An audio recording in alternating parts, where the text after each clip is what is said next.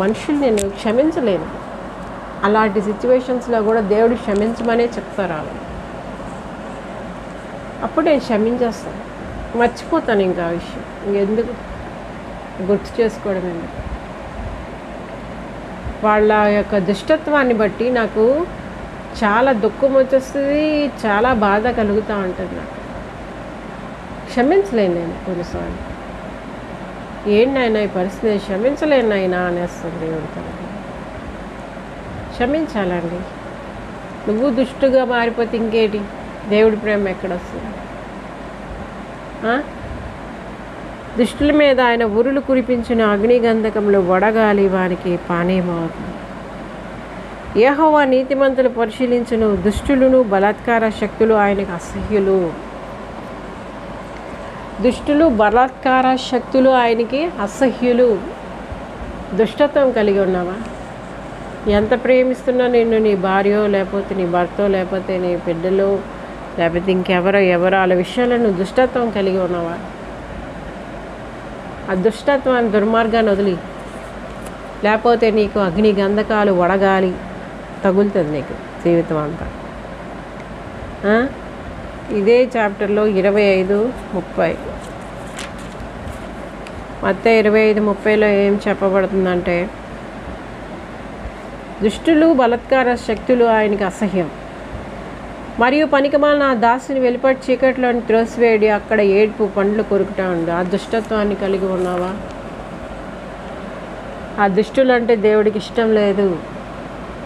ఆ యొక్క తోడి దాసుల్ని కొట్టి వాళ్ళని హింసించి వాళ్ళని బాధపెట్టి, తోడి దాసుల్ని కొట్టి వాళ్ళని హింసించి బాధపెట్టి పరిస్థితిలో ఉన్నావా?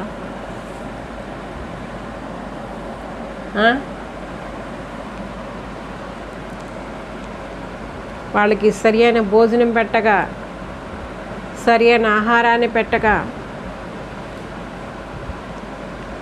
తింటూ తాగుతూ ఉన్నావా? అంటే దేవుడిచ్చినటువంటి ఆ యొక్క ఆశీర్వాదాలన్నీ నీ కొరకే, నీ స్వార్థం కొరకే ఉపయోగించుకుంటూ, నీ తోడి దోశలను కూడా చూడకుండా, తోడి దాసులు అంటే యావచ్చు శిఖవత్తర బక్కుని వారికి పరిశీలివేషం మరి అవ్వక్కుని అశ్మితరది. నీ పొరుగువాడు ఎవరంటే ఏమని చెప్తావు? నీ తోడు దాసులు అంటే ఎవరని చెప్తావు?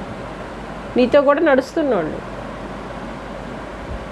అందరి పట్లగా ప్రేమ కలిగి ఉండాలి, సహనం కలిగి ఉండాలి, అందరినీ క్షమిస్తూ పోవాలి, ఎవరి పట్ల దుష్టత్వం కలిగి ఉండి ఎవరిని అన్యాయంగా చూడకూడదు, అన్యాయం చేయకూడదు, ఎవరి పట్ల దుష్టత్వం కలిగి ఉండకూడదు. తోడు దాసులు అంటే ఏంటి? అన్ని పరిస్థితుల్లో నిన్ను తగ్గించుకుంటా, అన్ని పరిస్థితులను క్షమిస్తా, అన్ని పరిస్థితులను ఆకలించుకుంటావు. ఎందుకంటే ప్రభువుని బట్టి. కొన్ని సిచ్యువేషన్స్లో అయితే మనుషుల్ని మనం చూడలేం కూడా, మాట్లాడలేం కూడా. ప్రభువుని బట్టి నీ ఆలోచన చేత నడిపిస్తే తర్వాత మహిమలో నన్ను చేర్చుకుంటామంటే దేవుని ఆలోచన విధానం ఏంటి? కొంతమంది ఎంత మారరు, ఇంకా వాళ్ళ దుష్టత్వమే. ఇంకా పందుల ముందు మనం ముత్యాలు వేయకూడదు, దుష్టులకి దూరంగానే ఉండాలి, అంతే కదా. నువ్వు ఆ దుష్టులు ఇంక మారనుకోండి, నువ్వు ఇంకేం చేస్తావు? నువ్వు మెల్లగా దేవుడి ఆలోచన ప్రకారం దూరం అయిపోవడం, ఇంకంతే. ఇంకేం చేస్తావు? అంతేగాని ఆడు దుష్టుడు కనుక నేను దుష్టుడు, ఆడ అలా చేసాడు కనుక నేను ఎలా చేస్తాను, ఇదంతా అనవసరం నీకు.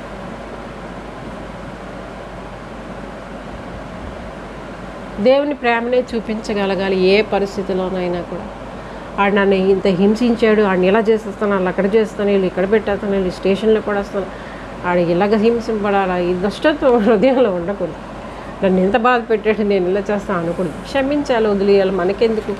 దేవుడి చేతులకు అప్పగించేయాలి. లోకంలో ఉన్నా కనుక కొన్ని పరిస్థితులు మనం ఫేస్ చేస్తాం మనుషులం కనుక. మీకు అర్థమైందా? కనుక దుష్టత్వం వదిలేయండి, నమ్మకంగా ఉండండి. నువ్వు కొద్ది విషయంలో నమ్మకంగా అంటే నీకు యావత్ ఆస్తి మీద దేవుడు పెడతాడు. ఏ క్షణాన్ని వస్తారో తెలియదు కనుక మెలకువ కలిగి ఉండాలి. ఆదమరి పనికిరాదు. తగిన వేళ అన్నం పెట్టేవారుగా, తగిన వేళ మనకున్నది మనం షేర్ చేసేవారుగా, తగిన వేళ మనం ఉండాలి. మీకు అర్థమైందా? దేవుడి కొద్ది మాటలు దీవించునుగాక. God bless you all. Praise the Lord.